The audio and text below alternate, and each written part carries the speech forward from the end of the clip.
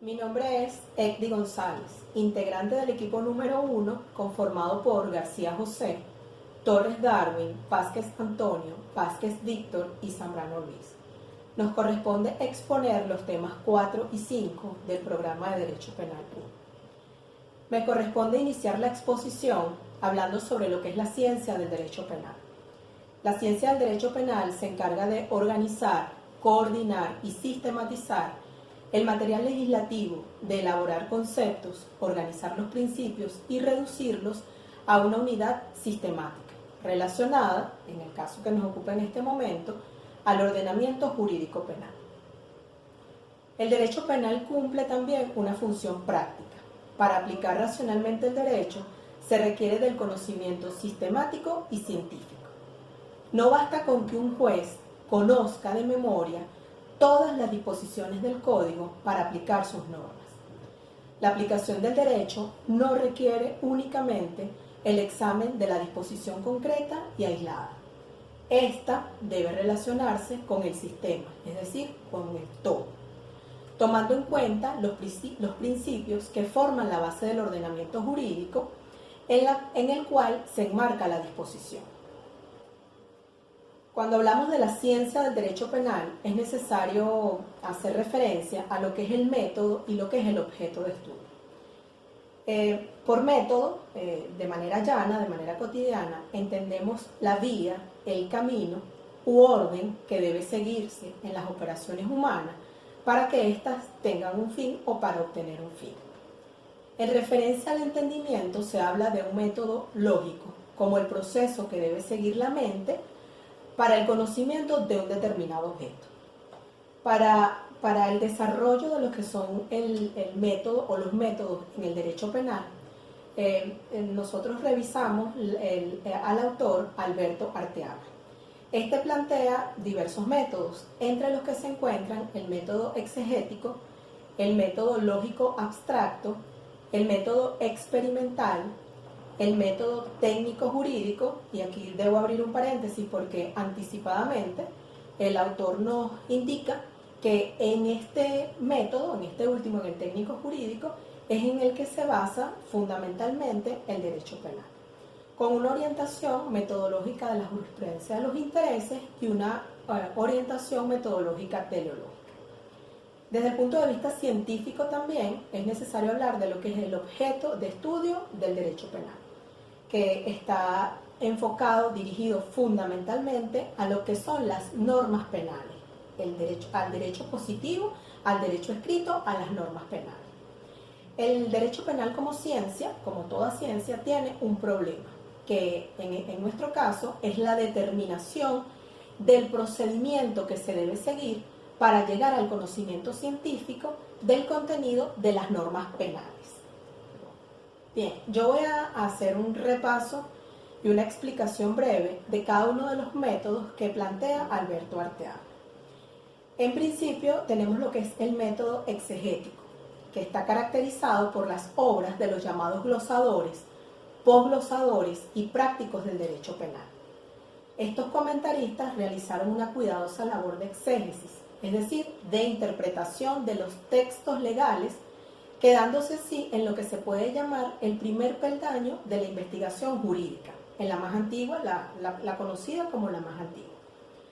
No debe menospreciarse la tarea de exégesis o de análisis de la letra de la ley y del espíritu del legislador, pero esta tarea es insuficiente por sí misma para la construcción de una verdadera ciencia que aspira a ordenar, coordinar y sistematizar los conceptos, aunque es labor indispensable para sentar las bases de una elaboración verdaderamente jurídica. Luego nos encontramos con el método lógico abstracto. Este método se basa en la deducción, el silogismo, en el orden a la elaboración de los conceptos jurídicos penales, pero no partiendo de un determinado ordenamiento jurídico positivo, sino de los supremos preceptos de la razón. Luego encontramos lo que es el método experimental. Es un método inductivo o positivo, es decir, de observación y de experimento. Se basa justamente en lo que es la observación, el análisis y la comparación de los hechos que conforman la realidad. Luego encontramos el método técnico-jurídico. Para Alberto Arteaga, como ya se los indiqué anteriormente, este método surge ante los excesos del clasicismo y del positivismo, con el fin de esclarecer el panorama jurídico penal, lo que para el autor es una orientación realista, y es la ciencia a seguir en la ciencia del derecho penal, en el desarrollo del derecho penal. Lo que tiene que ver con la orientación metodológica de la jurisprudencia de los intereses implica que de acuerdo a esta corriente metodológica se señala que la norma jurídica está destinada a resolver un conflicto de intereses de diversas índoles, que pueden ser nacionales, pueden ser religiosas, pueden ser éticas, sociales, entre otras, que surgen en la comunidad, de la convivencia en comunidad. El principal trabajo del intérprete no es el de utilizar los procedimientos lógicos, sino el de determinar cuál sea el interés que el ordenamiento ha considerado prevaleciente, reproduciendo o reconstruyendo el juicio del legislador, en orden a resolver los casos concretos que se planteen. Por otro lado, la orientación metodológica teleológica, para esta orientación, el concepto de valor a los fines jurídicos penales ha de entenderse tomando en cuenta al hombre no solo como ser racional que conoce, sino como un ser racional que actúa y entra en contacto con los demás hombres que viven en sociedad. De esta relación se desprende el concepto de valor, entendido como el orden que el hombre debe seguir en toda su actuación. Los valores, por tanto, no están en un mundo irreal o ideal, sino que derivan de una relación entre el orden que existe en la realidad y el hombre, considerado en su esencia de animal racional, y por tanto de su personalidad moral. Bien, con este método, digamos, finalizamos la explicación de los métodos de la ciencia del derecho penal según el autor Alberto Arteaga. Vamos a pasar en lo sucesivo a hablar de las fuentes del derecho penal de manera llana. Empezando por la palabra fuente. La palabra fuente nos remite a lo que es una fuente de agua. Y si lo trasladamos a lo que son las fuentes del derecho, podemos decir que es de donde emanan, de donde brotan y de donde se nutre el derecho. Los diversos autores coinciden en afirmar que las fuentes del derecho se dividen principalmente en tres columnas, que tienen que ver con las fuentes históricas, relacionadas con los documentos antiguos, documentos históricos, que han venido en el devenir justamente de la historia. Luego tenemos una segunda clasificación, que son las fuentes materiales o reales, que se derivan o tienen que ver con los problemas que se generan en la sociedad. Estos problemas son tan complejos como la sociedad misma, por lo que encontramos problemas de diversa índole. Encontramos problemas políticos, sociales, económicos, culturales, étnicos, religiosos, entre otros. Por último, tenemos lo que son las fuentes formales, que los autores las clasifican o las subdividen en dos tipos, las directas y las indirectas. Las fuentes formales directas tienen que ver con el órgano competente para producir esa fuente. Está relacionado también con el proceso de formación de las fuentes, con las etapas que se deben cumplir. Y por último, tiene que ver con el modo o la forma de manifestarse esa fuente. En este caso, como ya lo vamos a ver más adelante, cómo se manifiesta la ley, la costumbre, la jurisprudencia, etc. Y lo que tiene que ver con las fuentes indirectas son las que ayudan a interpretar o a producir esa fuente del derecho. Bien, en lo sucesivo, entonces vamos a explicar lo que son las fuentes del derecho, entre las que encontramos la ley, la costumbre, la analogía, la equidad, los principios generales del derecho, la doctrina y la jurisprudencia. En mi caso, les voy a conversar sobre la ley, la costumbre y la analogía, quedando el resto de las fuentes del derecho a mi compañero, que me va a suceder en el uso de la palabra. Bien, comenzamos por la ley. Al hacer referencia a la ley como fuente del derecho penal, debemos referirnos necesariamente al artículo 2 de la Constitución de la República Bolivariana de Venezuela, en el que se establece que la ley es el acto sancionado por la Asamblea Nacional como cuerpo legislador. Las leyes que reúnan sistemáticamente las normas relativas a determinada materia podrán denominarse códigos, Eso es lo que establece el artículo 2 de nuestra Constitución. Las normas penales solo pueden emanar de una ley propia, la cual puede asumir la forma de una ley penal codificada, es decir, que agrupa sistemáticamente normas penales, o de una ley especial que particularmente establezca tipos penales, o de una ley que, siendo de naturaleza no penal, describa hechos punibles y sus correspondientes sanciones. No hay posibilidad de establecer normas penales a través de otro medio que no sean las leyes emanadas del Poder Legislativo y que hayan cumplido las pautas constitucionales sobre la formación de las leyes, referidas, como sabemos, a la iniciativa, la discusión, la aprobación, la sanción, la promulgación y la publicación. Según lo expresado por el autor Hernando Grisanti, la ley penal es la única fuente directa e inmediata, propia y verdadera del derecho penal. La ley penal es la manifestación de la voluntad colectiva, expresada por los órganos competentes, constitucionales, mediante la cual se tipifica ciertos actos como delitos y se establecen las sanciones penales aplicables a las personas que los perpetren. Por otro lado, como fuente del derecho, encontramos la costumbre. Alberto Arteaga define la costumbre como la reiteración de un determinado comportamiento por parte de la mayoría del conglomerado social.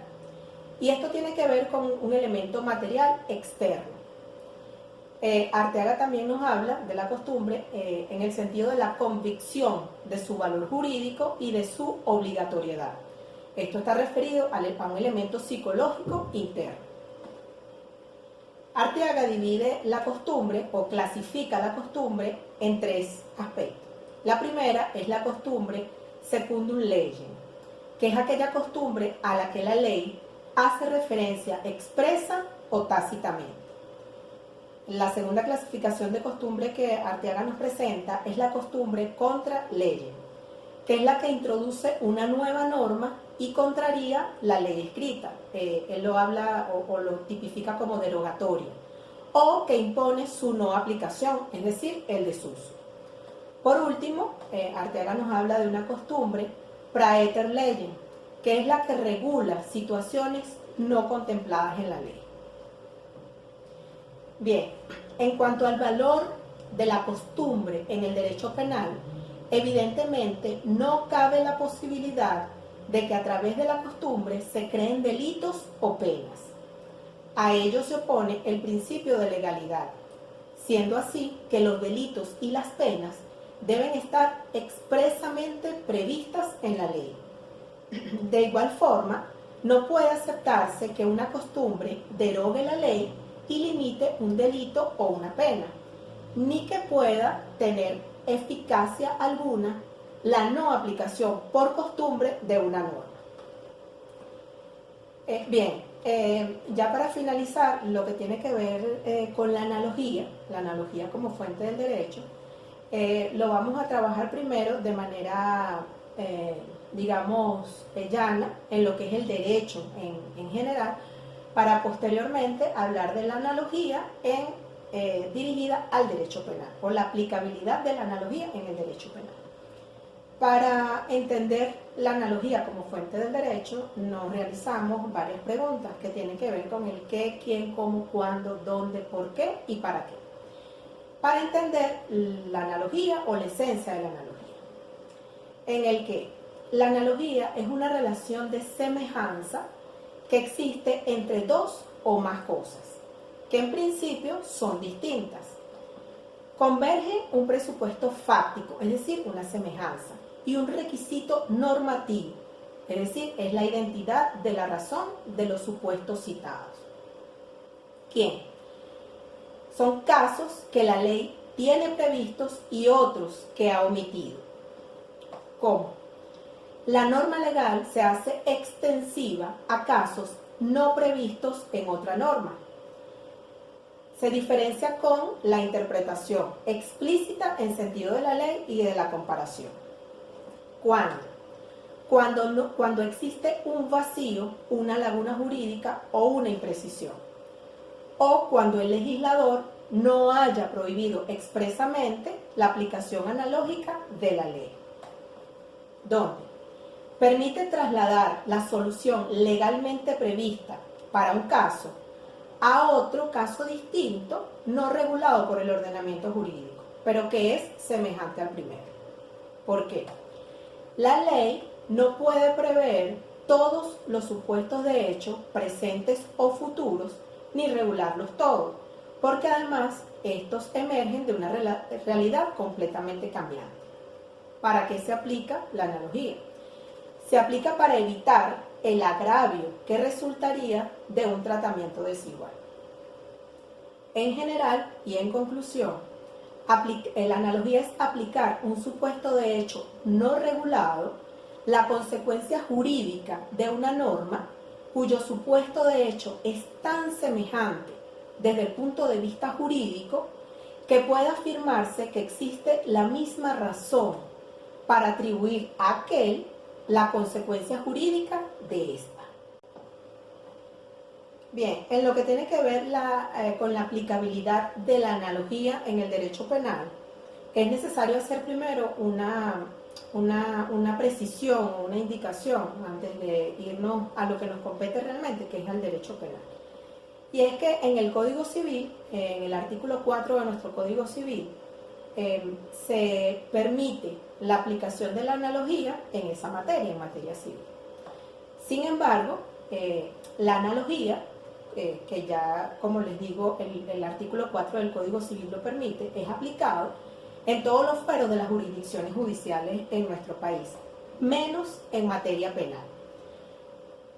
La analogía no es posible aplicarla en materia penal, según el principio de que no hay delito, pena, ni medida judicial sin ley previa, oficial, escrita, estricta, pública y cierta. En la ley penal no puede haber ninguna laguna, sino la existencia del delito no previsto. Y de allí que no quepa, no se pueda crear delitos por analogía con otros delitos. El principio de legalidad penal, que ya les indiqué, obliga a que ningún delito, falta, pena o medida de seguridad pueda establecerse sino mediante la ley formal previa que sea escrita, estricta y de aplicación excluyente de la analogía, que sea pública y conocida por todos de forma inequívoca, lo cual conduce a un juicio justo. Muchas gracias.